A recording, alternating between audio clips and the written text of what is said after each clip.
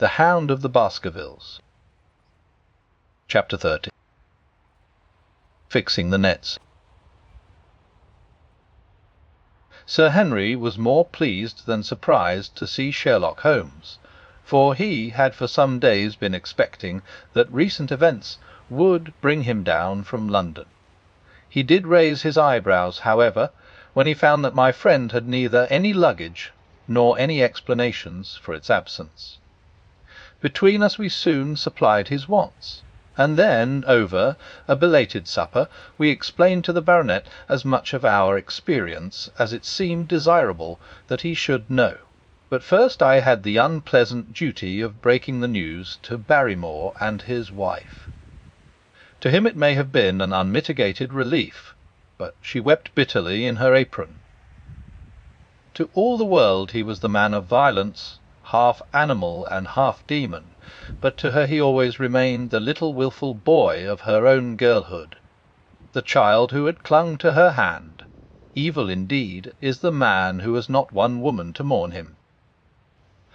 "I've been moping in the house all day, since Watson went off in the morning," said the baronet. "I guess I should have some credit, for I have kept my promise. If I hadn't sworn not to go about alone, I might have had a more lively evening, for I had a message from Stapleton asking me over there." "I have no doubt that you would have had a more lively evening," said Holmes drily. "By the way, I don't suppose you appreciate that we have been moaning over you as having broken your neck." Sir Henry opened his eyes. "How was that?" "This poor wretch was dressed in your clothes. I fear your servant, who gave them to him, may get into trouble with the police." "Oh, that is unlikely. There was no mark on any of them, as far as I know." "That's lucky for him. In fact, it's lucky for all of you, since you are all on the wrong side of the law in this matter. I am not sure that as a conscientious detective my first duty is not to arrest the whole household. Watson's reports are most incriminating documents."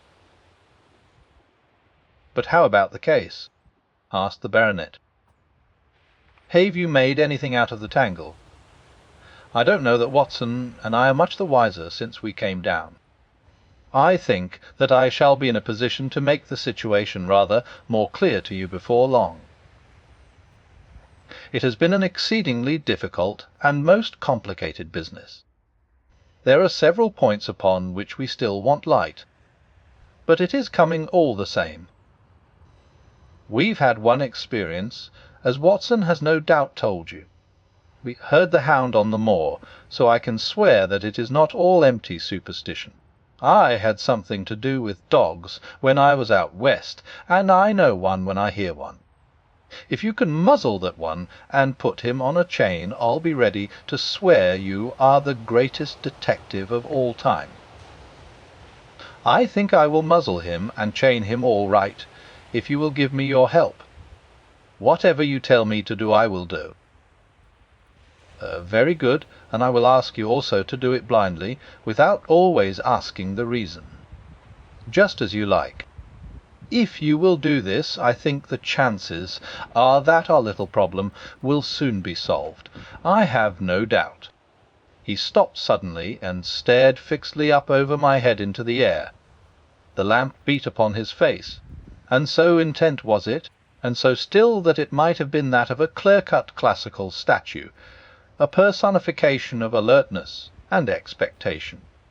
"What is it?" we both cried. I could see as he looked down that he was repressing some internal emotion. His features were still composed, but his eyes shone with amused exultation. "Excuse the admiration of a connoisseur," said he as he waved his hand towards the line of portraits which covered the opposite wall. "Watson won't allow that I know anything of art, but that is mere jealousy, because our views upon the subject differ. Now, these are a really very fine series of portraits." "Well, I'm glad to hear you say so," said Sir Henry, glancing with some surprise at my friend. "I don't pretend to know much about these things, and I'd be a better judge of a horse, or austere than of a picture. I didn't know that you found time for such things. I know what is good when I see it, and I see it now. That's Anella, I'll swear, that lady in the blue silk over yonder, and the stout gentleman with the wig ought to be a Reynolds. They are all family portraits, I presume.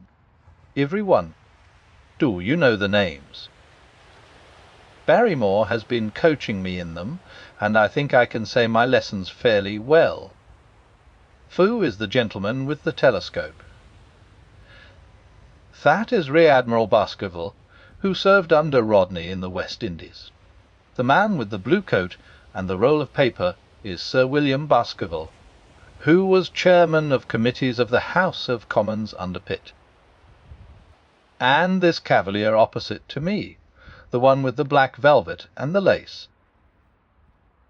Ah, you have a right to know about him. That is the cause of all the mischief, the wicked Hugo, who started the Hound of the Baskervilles. We're not likely to forget him. I gazed with interest and some surprise upon the portrait. "Dear me," said Holmes. He seems a quiet, meek-mannered man enough, but I dare say that there was a lurking devil in his eyes. I had pictured him as a more robust and ruffianly person. There is no doubt about the authenticity, for the name and the date, 1647, are on the back of the canvas. Holmes said little more, but the picture of the old royster seemed to have a fascination for him, and his eyes were continually fixed upon it during supper. It was not until later, when Sir Henry had gone to his room, that I was able to follow the trend of his thoughts. He led me back into the banqueting hall, his bedroom candle in his hand, and he held it up against the time-stained portrait on the wall. "Do you see anything there?" I looked at the broad plumed hat, the curling loverlocks, the white lace collar, and the straight, severe face which was framed between them. It was not a brutal countenance, but it was prim, hard, and stern, with a firm-set, thin-lipped mouth, and a coldly intolerant eye. "Is it like anyone you know?" "There is something of Sir Henry about the jaw." Just a suggestion, perhaps. But wait an instant. He stood upon a chair, and, holding up the light in his left hand, he curved his right arm over the broad hat, and round the long ringlets. Good heavens! I cried in amazement. The face of Stapleton had sprung out of the canvas. You see it now. My eyes have been trained to examine faces, and not their trimmings. It is the first quality of a criminal investigator that he should see through a disguise. But this is marvellous. It might be his portrait. Wes, it is an interesting instance of a throwback which appears to be both physical and spiritual. A study of family portraits is enough to convert a man to the doctrine of reincarnation.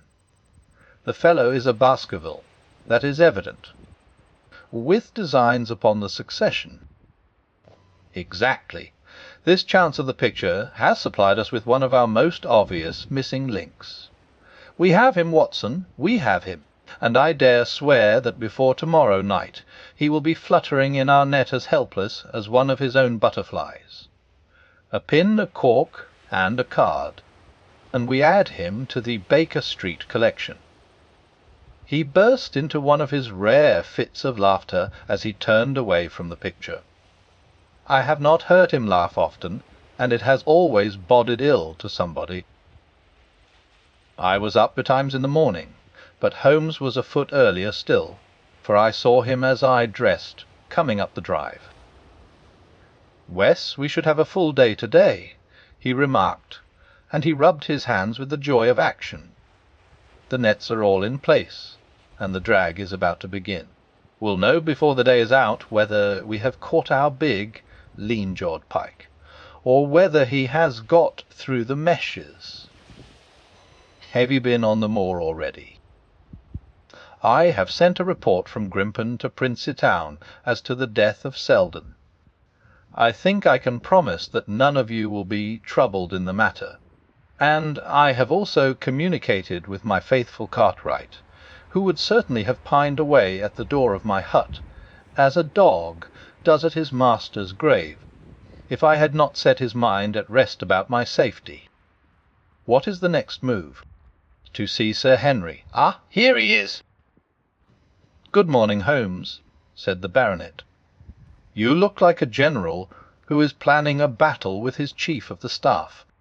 That is the exact situation. Watson was asking for orders. And so do I.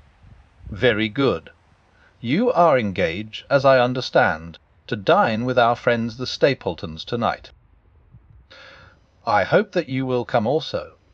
They are very hospitable people, and I am sure that they would be very glad to see you. I fear that Watson and I must go to London. To London.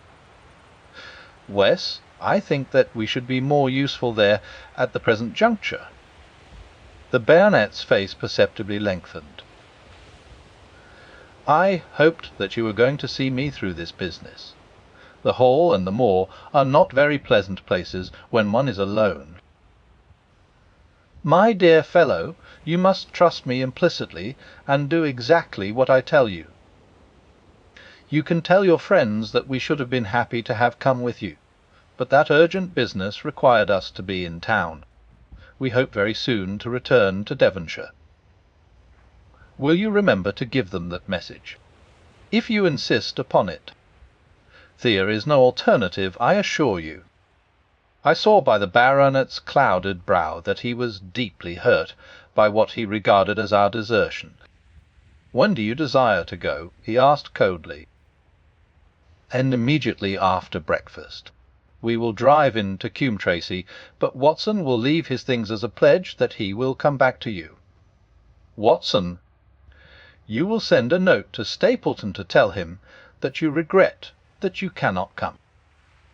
I have a good mind to go to London with you, said the baronet. Why should I stay here alone? Because it is your post of duty. Because you gave me your word that you would do as you were told, and I tell you to stay. All right, then, I'll stay. One more direction. I wish you to drive to Merripit House. Send back your trap, however, and let them know that you intend to walk home. To walk across the moor. Whiz. But that is the very thing which you have so often cautioned me not to do. This time you may do it with safety. If I had not every confidence in your nerve and courage, I would not suggest it. But it is essential that you should do it. Then I will do it. And as you value your life, do not go across the moor in any direction, save along the straight path which leads from Merripit House to the Grimpen Road, and is your natural way home. I will do just what you say. Very good. I should be glad to get away as soon after breakfast as possible, so as to reach London in the afternoon. I was much astounded by this programme, though I remembered that Holmes said to Stapleton on the night before that his visit would terminate next day. It had not crossed my mind, however, that he would wish me to go with him, nor could I understand how we could both be absent at a moment which he himself declared to be critical. There was nothing for it, however, but implicit obedience, so we bade good-bye to our rueful friend, and a couple of hours afterwards we were at the station of Coombe Tracey, and had dispatched the trap upon its return journey. A small boy was waiting upon the platform. Any orders, sir? You will take this train to town, Cartwright. The moment you arrive you will send a wire to Sir Henry Baskerville, in my name, to say that if he finds the pocket-book, which I have dropped, he is to send it by registered post to Baker Street. West, sir? And ask at the station office if there is a message for me. The boy returned with a telegram which Holmes handed to me. It ran, wire received. Coming down with unsigned warrant. Arrive 5:40. Loostrad. That is in answer to mine of this morning. He is the best of the professionals, I think, and we may need his assistance. Now, Watson, I think that we cannot employ our time better than by calling upon your acquaintance, Mrs. Laura Lyons." His plan of campaign was beginning to be evident. He would use the baronet in order to convince the Stapletons that we were really gone, while we should actually return at the instant when we were likely to be needed. That telegram from London, if mentioned by Sir Henry to the Stapletons, must remove the last suspicions from their minds. Already I seem to see our nets drawing closer around that Leonjod pike. Mrs. Laura Lyons was in her office, and Sherlock Holmes opened his interview with a frankness and directness which considerably amazed her. "I am investigating the circumstances which attended the death of the late Sir Charles Baskerville," said he. "My friend here, Dr. Watson, has informed me of what you have communicated, and also what you have withheld in connection with that matter." "What have I withheld?" she asked defiantly. "You have confessed that you asked Sir Charles to be at the gate at 10 o'clock. We know that that was the place and hour of his death. You have withheld what the connection is between these events. There is no connection. In that case the coincidence must indeed be an extraordinary one. But I think that we shall succeed in establishing a connection. After all, I wish to be perfectly frank with you, Mrs. Lyons. We regard this case as one of murder, and the evidence may implicate not only your friend, Mr. Stapleton, but his wife as well." The lady sprang from her chair. "His wife!" she cried. "The fact is no longer a secret. The person who has passed for his sister is really his wife." Mrs. Lyons had resumed her seat.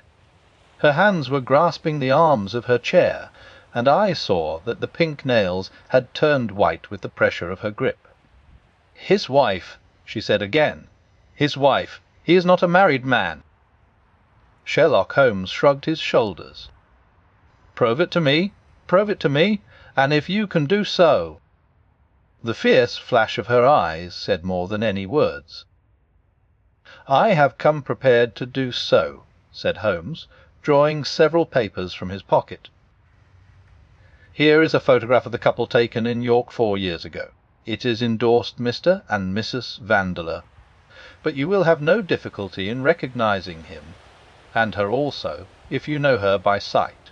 Here are 3 written descriptions by trustworthy witnesses of Mr. and Mrs. Vandeleur, who at that time kept St. Oliver's private school. Read them and see if you can doubt the identity of these people." She glanced at them, and then looked up at us with the set, rigid face of a desperate woman. "Mr. Holmes," she said, "this man had offered me marriage on condition that I could get a divorce from my husband. He has lied to me, the villain, in every conceivable way. Not one word of truth has he ever told me. Why, I imagined that all was for my own sake, but now I see that I was never anything but a tool in his hands. Why should I preserve faith with him who never kept any with me? Why should I try to shield him from the consequences of his own wicked acts? Ask me what you like, and there is nothing which I shall hold back. One thing I swear to you, and that is that when I wrote the letter I never dreamed of any harm to the old gentleman, who had been my kindest friend." "I entirely believe you, madame," said Sherlock Holmes. "The recital of these events must be very painful to you, and perhaps it will make it easier if I tell you what occurred, and you can check me if I make any material mistake. The sending of this letter was suggested to you by Stapleton. He dictated it. I presume that the reason he gave was that you would receive help from Sir Charles for the legal expenses connected with your divorce." "Exactly." "And then after you had sent the letter he dissuaded you from keeping the appointment." He told me that it would hurt his self-respect that any other man should find the money for such an object, and that though he was a poor man himself, he would devote his last penny to removing the obstacles which divided us. He appears to be a very consistent character. And then you heard nothing until you read the reports of the death in the paper? No. And he made you swear to say nothing about your appointment with Sir Charles? He did. He said that the death was a very mysterious one, and that I should certainly be suspected if the facts came out. He frightened me into remaining silent. Quite so, but you had your suspicions.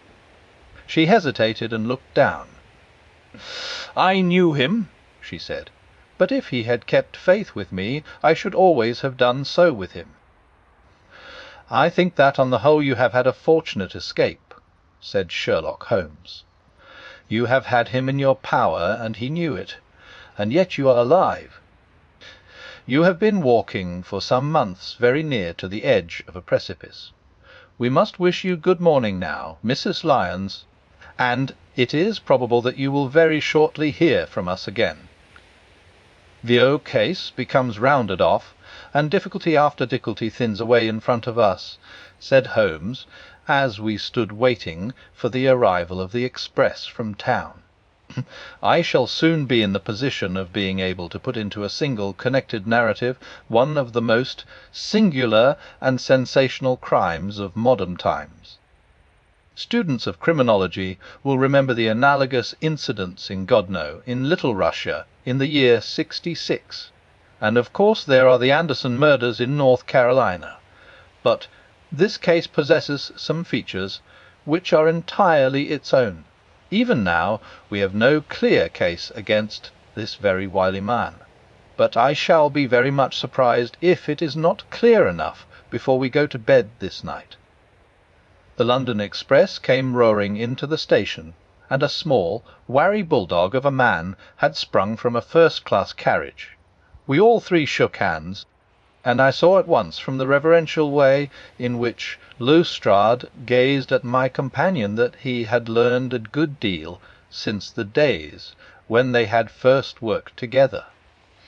I could well remember the scorn which the theories of the reasoner used then to excite in the practical man. "Anything good?" he asked. "The biggest thing for years," said Holmes. "Why have 2 hours before we need think of starting?" "I think we might employ it in getting some dinner, and then, Lestrade, we will take the London fog out of your throat by giving you a breath of the pure night air of Dartmoor. Never been there? Ah, well, I don't suppose you will forget your first visit." "The biggest thing for years," said Holmes. "Why have 2 hours before we need think of starting? I think we might employ it in getting some dinner, and then, Lestrade, we will take the London fog out of your throat by giving you a breath of the pure night air of Dartmoor. Never been there? Ah, well, I don't suppose you will forget your first visit."